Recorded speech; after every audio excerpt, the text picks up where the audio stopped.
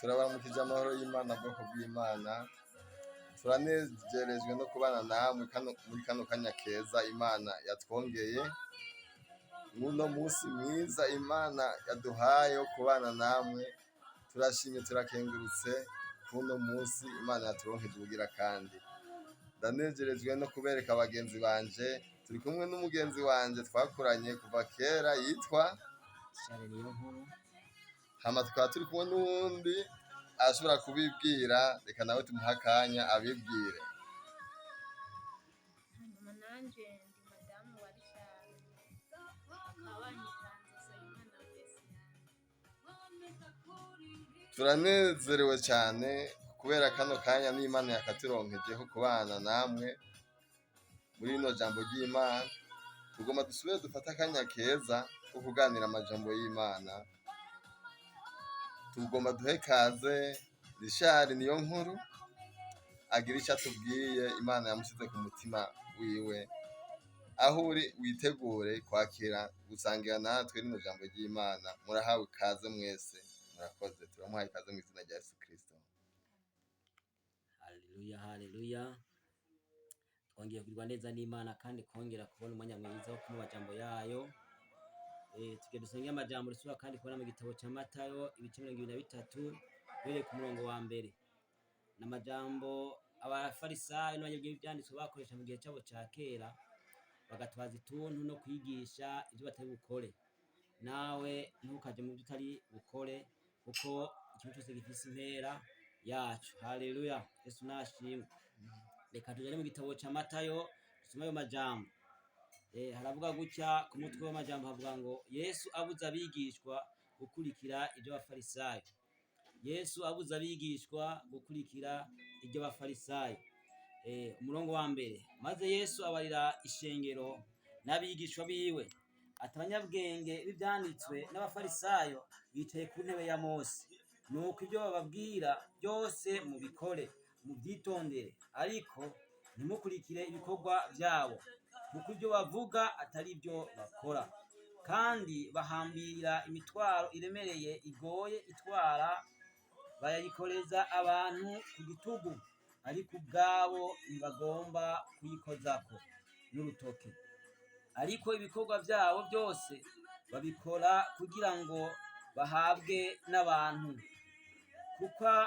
kuko amambe yabo yanditswe mu majambo y'Imana bayagira manini. Ubuyonga bw'impuzu zabo babwongerereza,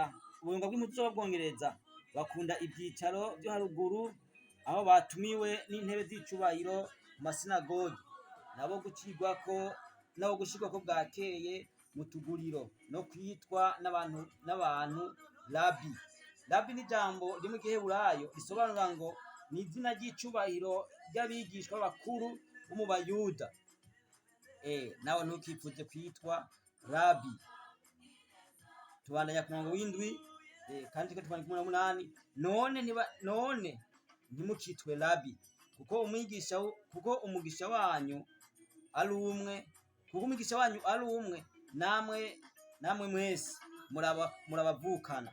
Kandi ntimukite umuntu wo mu isi data, kuko so ari umwe, ari uwo mu ijuru.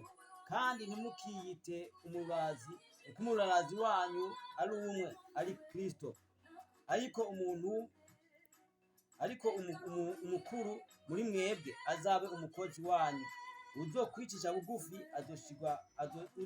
hejuru azoshirwa bugufi, kandi uzokwicisha bugufi azoshirwa hejuru. Yesu Kristo ahimbazwe. Amen. Ni amajambo tugiye kuvuganaho gatoyi, dufashanya kuratahura, kandi mpemu w'Imana ndasenga ngo abe umuinterprete cyangwa umusemuzi w'umuntu wari wese azakumva aya majambo. Mw'iyi minsi turimwo, abantu bose bari mu byanditswe, abantu bose barafite ibitabo bakabisoma. Mbere banashaka mu masengero cyangwa bakorera bavuga aya majambo y'Imana, bakora ino vuga butumwa. Ariko kandi biboneka ngo n'abanyabwenge b'ibyanditswe cyangwa abafarisayo ngo amajambo bavuga adasa n'ibyo bakora. Ubundi muntu yavuze mu gifaransa avuga ngo la prédication bitegerezwa gusa n'upredikateur, cyangwa inyigisho n'uwiyigisha tuza kuba bisa ngo bisangire isano. Ariko abanyabwenge ibyanditswe n'abafarisayo siko babikora, byaboneka amajambo yabo atandukanye cyane, ngo bakunda ngo kwicara mu bibanza by'imbere, ngo bakunda kuvuga ko bwakeye, ngo bakunda kwitwa amajambo yitwa rabi, ngo amajambo babicaye ngo yicubahiro. Nawe mugenzi mu gukorera Imana, hari impera yo mu isi n'impera nyuma yaho, kandi ibintu byose umuntu akora cyangwa umuntu avuga bizomubera icabona. Nawe ukiri hano mu isi cyangwa ukivuga n'amajambo ugisoma ucyumbirwa bino, niwemera gukora ukore, niwanga gukora ureke, mugabo inyuma ya byose hariho urubanza kandi huzobaza ibyo yakoze. Ijambo ry'Imana rivuze ngo ntimugakunde kwitwa rabi, ntimugikunde kwitwa amajambo y'icubahiro, nimubwire ko bwakeye, ngo muhabwe ibibanza by'imbere, ari ukutumvira Imana, ari ukugira ngo mube abantu bakuru gusa. Kuko abafarisayo ngo baritana mu bw'uburenga bwabo, ngo bakambikwa amambe mu mutwe, ngo bakoreka n'abantu mengo baciye bugufi, ngo ariko ibyo bariko kugira ngo bagirwe ko bwakeye, abantu begeye imbere.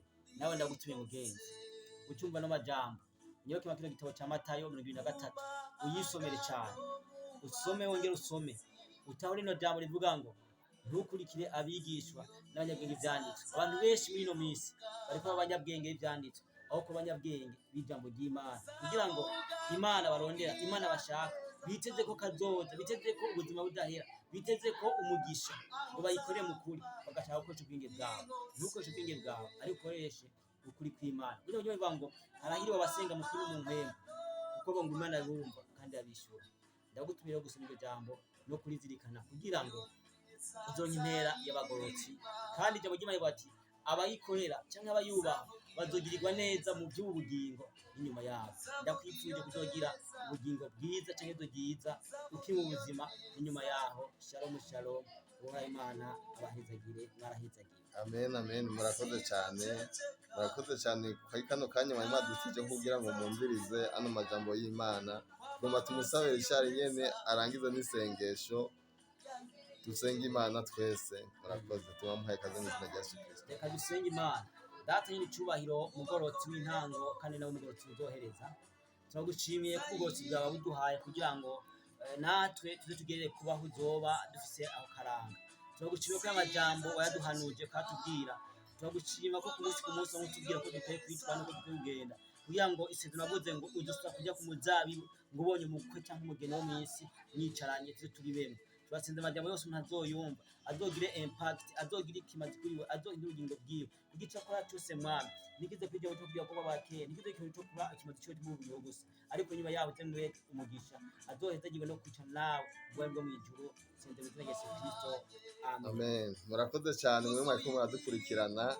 Imana yo mu ijuru irushirize kubahezagira no kubaha icyo umutima wanyu wifuza. Ino video nimba ikunezereye, kora partage kugira ngo ishikire abandi nabo bumvirize bino butumwa. Mwarahezagiwe, mugire umugisha aho muri. Imana irushirize kubahezagira no kubazigama. Shalom shalom.